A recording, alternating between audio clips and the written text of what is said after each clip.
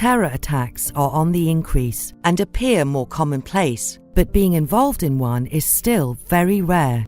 The types of attacks that extremists are now using have changed and will continue to evolve. In the last few years, we have seen knife attacks, shootings, suicide bombings, and also vehicles being driven through crowds of people. These attacks have occurred across Europe and even in popular holiday destinations. There have been several terror attacks in the UK over the past year, and it is impossible not to experience an emotional reaction to the incidents. The pointlessness of the incidents, combined with the shock at the interruption of normal everyday life, can have a profound impact on many of us. It affects us emotionally in different ways. There's a psychological reason for this, and that's to do with our self-security. It is natural to feel anxious or insecure as a result of domestic terror attacks. We want to be reassured and be given a quick solution to ease the pain. We want to know that someone is doing something about this and that we don't need to worry. Terror attacks are designed to cause emotional reactions and make us feel anxious in our daily lives. However, it's important that we put things in perspective and carry on with a normal routine. Focus on what you can do to avoid or survive an attack, not on what you can't control.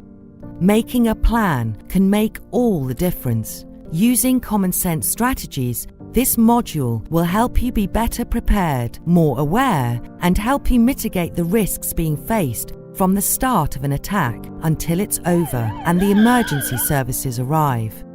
When a terror attack is taking place, emergency services will be dispatched to the scene. They will usually arrive within a few minutes. Armed officers will usually arrive a few minutes later. If the attack is still underway, it's these armed officers who will tackle the immediate threat. In light of terrorist attacks involving several gunmen, armed police in the UK have been told to ignore casualties initially and focus their efforts on stopping the attack.